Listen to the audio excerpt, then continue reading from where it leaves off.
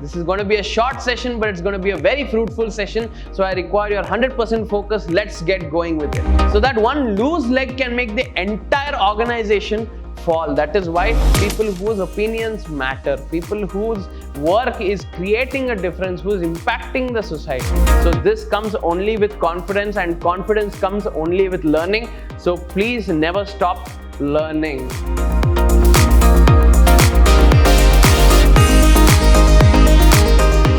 Hello everyone, and welcome back to a new session of your journalistic journey with me, Zubin Paul, your journalism faculty from Vidhyaashram First Grade College, the Temple of Excellence. Today we'll be starting off with the new unit, that is Unit 2, and the first session from second unit, that is Qualifications and Responsibilities of Reporters. What are these in fact?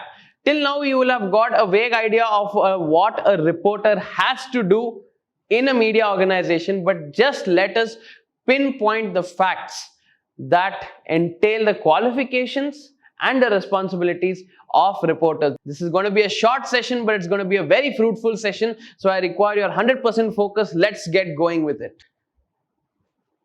Who are reporters in the first go? What do they actually do? What are they required to do?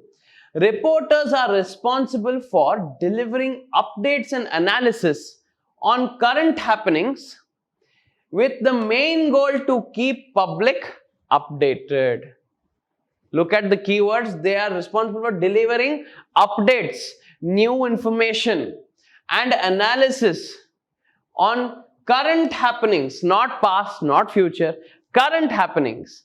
Because the public is always interested in what is happening now, not yesterday. And the main goal to keep public updated. This is fairly simple. I think this sums up what a reporter is to do in a media organization. They create stories and breaking news through different channels such as radio, television, online news sites, and printed newspapers and magazines. These are the different media through which journalists can put out their updations and can find a work in their particular niche zone. What are their responsibilities? I have put all of them as pointers so that it is easy for you to get to know what is actually the fact. What is the responsibility? What is a journalist required to do in a particular organization? Let's see. Keep up with all local and global happenings. Of course, keep up with in the sense you need to constantly stay updated with whatever is happening around you. May it be local, may it be global. If your focus is on the local network, then you can look into mostly the local news. But if you are a national newspaper or a national channel, then you have to focus on the global events as well. So again, based on your niche, you need to focus on either local or global or both. So next is to cover a wide variety of stories. What does this mean? It may mean that you can cover something from every field. It doesn't have to be one specific field, because a newspaper is supposed to have all kinds of fields attached to it. It may be politics, it may be sports, it may be celebrity, it may be hard news, soft news, all this kind of things. Hard news, soft news, you will get to know in the next session. Conduct and schedule interviews. Of course, again in the next session we will be dealing with how news can be gathered, but this is one of the major important points wherein a journalist needs to schedule and conduct interviews, because interviews are one of the most important forms of gaining very authentic news from directly the person or the personnel. So this is a very, very important point that a journalist is required to be done. Track influencers' work. Who are these influencers? In today's time, social media influencer has become a very, very big term.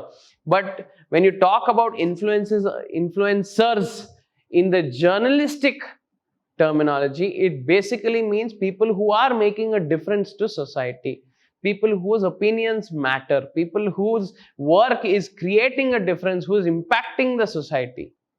So those are all influencers, and you need to keep track on what they are doing. Why? Because what they do can become your news for today or for tomorrow. That is the main important thing.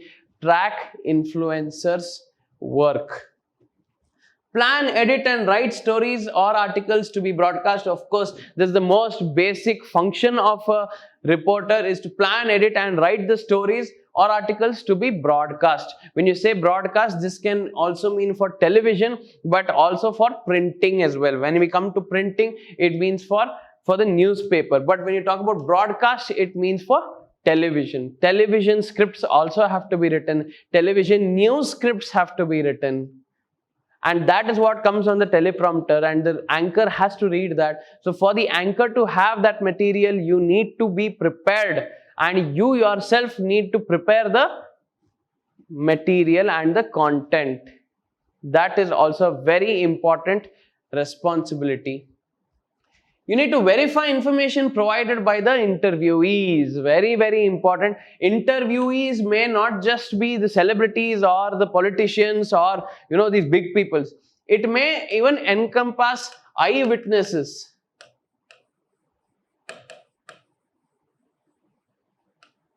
It may even encompass eyewitnesses. Small interviews that you have here and there. You need to verify the information that is given by them. Because your job as a journalist, as a reporter, is to give your audience accurate news, the right information you need to give them. Just because someone is saying something doesn't mean it may be fully true. You need to always verify. As a journalist, you need to always verify the information that is given by your interviewees. Only then you can actually publish it. Finalize the news content. Of course, this is again very, very basic function, wherein you will have to finalize what is news and what is not news. So you need to have that differentiation and filter out all the content that comes to you which cannot be considered as news or newsworthy. Keep up with deadlines, as timeliness is of utmost importance. This is the biggest key element in any media organization, where you have to meet your deadlines. Every day is a deadline. Every day is a deadline. Unless you're working in the magazine industry, where you have the breathing space of a couple of weeks. But in TV journalism, in newspaper journalism, in print journalism, electronic journalism, every day is almost a deadline, because you need to come up with articles, finalize it, refine it, everything within the day, within the end of the day also. Actually, to be honest, within the evening. So if the newspapers have to be printed in the evening or in the night, you need to finish your design much early. You need to finish reporting much early. You need to finish gathering news much earlier. So it basically, you need to get into the groove of gathering this news, assimilating it, structuring it. It again comes by practice, but it is something that a journalist is entailed for the rest of his life.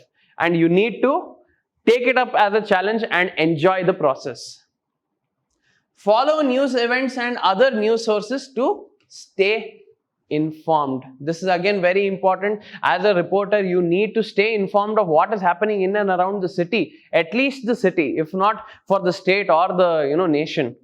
This is the basic thing, where you need to follow these news events or whatever it may be, so that they can account as your news material. You can use these events, etc., to use them as news articles. Now, coming to the qualifications, those were the responsibilities of what a journalist or a reporter has to do, a reporter especially. Now, what are the qualifications? What can make you entailed to become a reporter? I don't even have to mention this. The first one is the degree in journalism or relevant field.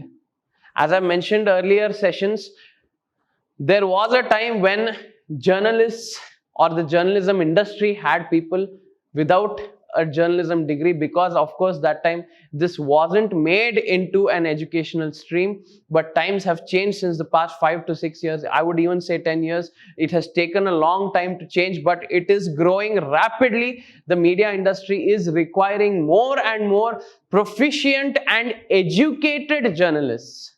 What do you mean educated? It's not about knowing to write or read or write, not at this basic level. We mean journalistic education, to know what is what. That is why a degree in journalism or a relevant field, it may be electronic media, it may be feature writing, it may be, any kind of relevant field as well. But you need to have a degree in this so that the organization can at least filter out the people who don't have and prioritize you. They will not have time to go through everyone, so they will just try to filter and get the best. And if you have a degree in journalism, which you will by the end of 3 years, that will give you a major boost, a major edge over other people, especially even if you do your master's degree. Passion about writing and creating interesting stories. There has to be this passion. The key word here is passion. Unless you are passionate to do all these kind of things, you will not survive in the journalism industry. Take it from me. You will feel frustrated, you will feel left out, you will feel, why did I opt this? But if you have a passion to see new things, to find new things every day, to write about new things every day will become a new journey for you. And that is how you can become a very good reporter, a very good journalist, if you have the right passion for it. And that passion is streamlined in the right direction. If you have that energy in you to, go around and get news and get to even meet new people, that itself can account for being a very good journalist. That passion can be channelized into this career. That has to be kept in mind. A portfolio of published articles. What is required? What do the organizations require? They require a portfolio of published articles. So in this time of yours, in this studying time of yours, please do try to make an attempt to write a few articles and send them directly to news organizations. They will definitely try to put it up and give you a credit in terms of a byline. That is what these news organizations look for. This is not an absolute necessity, but if you already have a bank of articles that have gone into a news organization, just think in the terms of the employer, why he or she will not be ready to employ you. Definitely you will be a very suitable candidate in their eyes because you have material which was worthy of publishing in the newspaper. Look at it in that perspective. So at the earliest, try to even write letters to the editors also fine. Try to write something and get it published in the newspapers. You just have to go to that newspaper's website, find their email ID and just send them a mail. Or you can even, find some other means of communication with them. But please do work on this. It is my sincere request. Needs to know strong knowledge of the media processes. How does this process work? That is what we are here for, to teach you these processes. But you need to have a strong knowledge of how the process works, because there, of course, you will have your internship periods, there you will have your, people will be there to guide you as to how each organization works individually, different from the other. But the process at the base level remains the same. So if you are able to grasp that right now at this stage, it will be very beneficial for you when you enter any particular organization. It will be easy to fit in and get to know the process of how the workflow goes through. Keep that in mind. You need to have excellent communication and research skills. This goes without saying. I have been repeatedly talking about it since my first session. This is one of the most important things, and this is a make or break point. You will always be required to have amazing communication skills. Then you need to be charismatic and magnetic personality. This is an addition to you being a good journalist.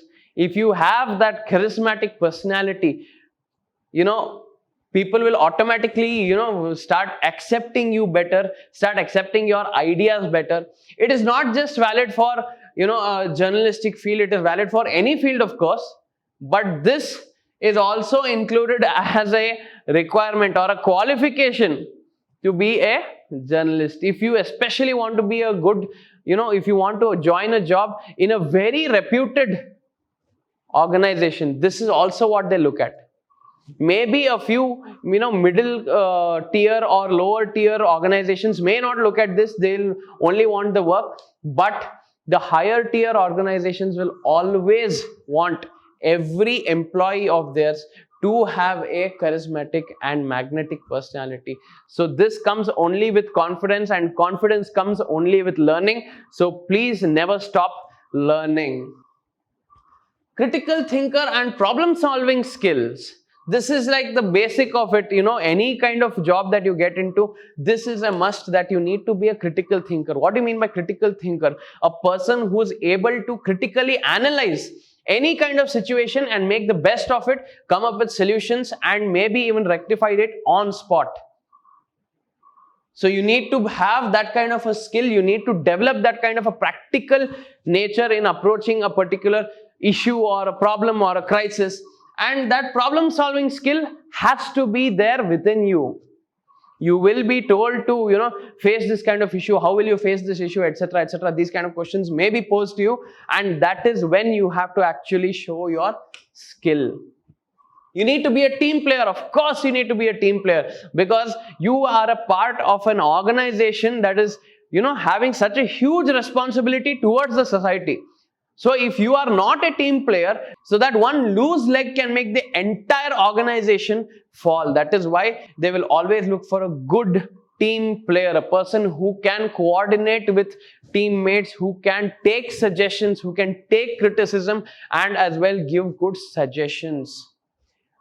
Good time management skills. Of course, a person has to have good time management skills, else he or she will not be able to function properly in any organization whatsoever. So this is not just a journalistic requirement, this is a requirement to get employed anywhere. Good interpersonal and group communication skills. We have learned what is interpersonal, one person to person. Group communication, from one person to a group. You need to have good interpersonal and group communication. Why? So that you can clearly put out your points, so that you can make people understand and rather persuade people regarding certain issues that may rise up when you are there in the organization. There will come times when people will come to you and say, what story do you have? And then you will have to persuade them that this story is important, more important than the one you are actually printing. So that situation is definitely going to come up, and you have to handle that with very good communication. That is when your communication comes into play. So these are the points that come under the responsibilities and qualifications of a good reporter. So I hope that you have understood each and every point within this. And just a small fun fact, the qualifications that I have mentioned are real qualifications from an actual organization that I have lifted, so that it is the most authentic form of information that you are given. This is what organizations are actually looking for. It is not something that is textbooky. This is actually what organizations are looking for, and if you have these kind of skills and qualifications, then definitely you will be a very, very, very preferred candidate. Take it from me. I hope that all of you have got some good information today. Take care, and until the next session, stay safe, have a good day, and this is your Zubin sir signing off. See you and bye-bye.